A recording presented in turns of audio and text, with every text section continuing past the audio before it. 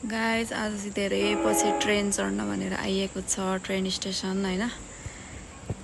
So अब हेरौँ आज धेरै पछि कस्तो हुन्छ एक्सपिरियन्स चाहिँ, हुन त के हुने हो र।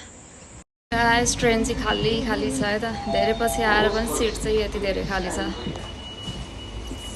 यहाँ हैन, यता बस्ने हो। फाइनली सिटी आइयो गाइज हैन, आज धेरै पछि सिटी आइएको छ, नत्र कामबाट फुर्सद हुँदैन थियो। आज चाहिँ टाइम मिलाएर अनि आएको। अब हामी चाहिँ क्वीन स्ट्रीट सपिङ मलतिर जाँदैछौँ। सेलहरू लागेको छ कि भनेर हेर्नलाई होइन। क्रिसमसमा प्रायः जस्तो यता चाहिँ सेल लाग्छ, अनि फ्राइडे पनि यता हुन्छ नि ब्ल्याक फ्राइडेहरू मनाउँछ कि, त्यति बेला चाहिँ प्राइजहरू अलमोस्ट हाफमा पनि पाइन्छ। सो लेट्स सी अब के रहेछ। सो सिटीमा चाहिँ यस्तो डेकोरेसनहरू गरेको छ है त, चारैतिर स्टलहरू लगाएको छ, अनि क्रिसमस ट्री यहाँ बनाएको छ होइन। यहाँ अरू बेला चाहिँ स्टलहरू हुँदैन है। आज भन्नाले अब यो 1-2 महिना चाहिँ लगाइरहेको हुन्छन् स्टलहरू। गाइस यहाँनिर चाहिँ म्युजिकहरू पनि दामी चलिरहेको रहेछ है। अनि मान्छेहरू पार्टीमा बसेर पिकनिक मनाइरहेछन्। अनि यतातिर स्टलहरू छ, सबतिर भिड छ है। फेरि कहीँ खाली ठाउँ छैन। गाइस फाइनली क्वीन स्ट्रीट आइपुग्यो होइन।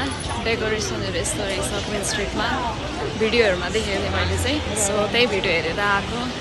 एन्ड डेकोरेसनहरू चाहिँ यस्तो छ, मान्छेहरूको कपाल पनि कलर पुरै डेकोरेट गरेको छ, बाटैदेखि यस्तो छ यार।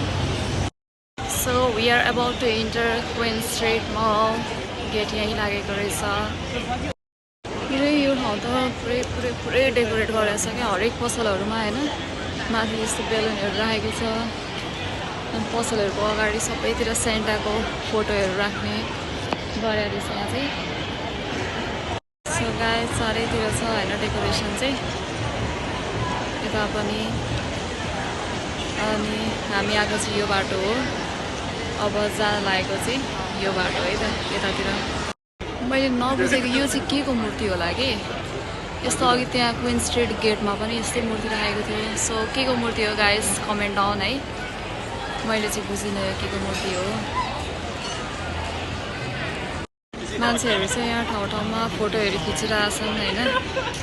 अनि यो पनि डेकोरेट गरेर रहेछ कि, पहिला त थिएन यस्तो। धेरै भएछ सिटीमा आएको, झन्डै 1 महिनै भयो सिटीमा आएको। पुरै डेकोरेट गरेर रहेछ। क्रिसमसको क्रेज यस्तो छ, हरेक बिल्डिङमा पनि डेकोरेट गरेर छ बाहिर। यहाँ बटरफ्लाई, अनि उतापट्टि त्यस्तो पुरै डेकोरेसन हुन्छ नि। अनि हरेक बोट बिरुवामा अनि पसलहरूको अगाडि पनि पुरै क्रिसमसको सानो सानो ट्रीहरू राखेको छ। सो यिनीहरूले पनि फेस्टिभल चाहिँ लास्ट टाइम मान्ने कि, यो 2-3 महिना अगाडिदेखि नै पुरै सेलिब्रेट गरिरहेको हुन्छ। यहाँ चाहिँ यसरी कलरफुल लाइटहरू राखेर, अनि त्यसमाथिबाट चाहिँ वाटर फ्लो भइरहेछ। अनि मान्छेहरूको भिडहरू त्यस्तै छ होइन। सबैजना यताउता हिँड्ने ओर्ने, फोटोहरू लिने। लास्टै राम्रो छ डेकोरेसन चाहिँ। अब भिडियोमा कस्तो आइरहेछ, बट रियलमा चाहिँ लास्टै नै राम्रो छ है।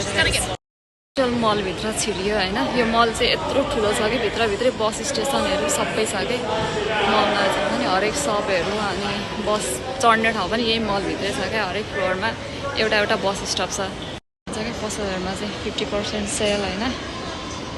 अनि हरेक पसलको बाहिर लेखेर हुन्छ कि 50% सेल, अनि बाई 1 गेट 1 फ्री भनेर। सो गाइस मलको भ्रमण चाहिँ सक्यो होइन। अब मलबाट बाहिर निस्किनु पर्ने।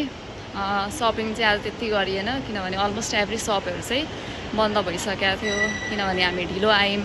अनि यहाँनिर चाहिँ अब हरेक कुराको टाइम टेबल हुन्छ। एक्ज्याक्ट 7 बजे बन्द हुन्छ भनेपछि त 7 बजे बन्द गराउँछन् होइन। अनि अब नेक्स्ट टाइम आउँदाखेरि चाहिँ अरू सामानहरू किन्छौँ। अहिलेको लागि चाहिँ ब्लग यति नै होइन। See you in next blog. अनि please guys do like, comment and subscribe my YouTube channel, and please support me है। सब्सक्राइब चाहिँ अनिवार्य गर्नु पर्यो है गाइज। ल बाई बाई।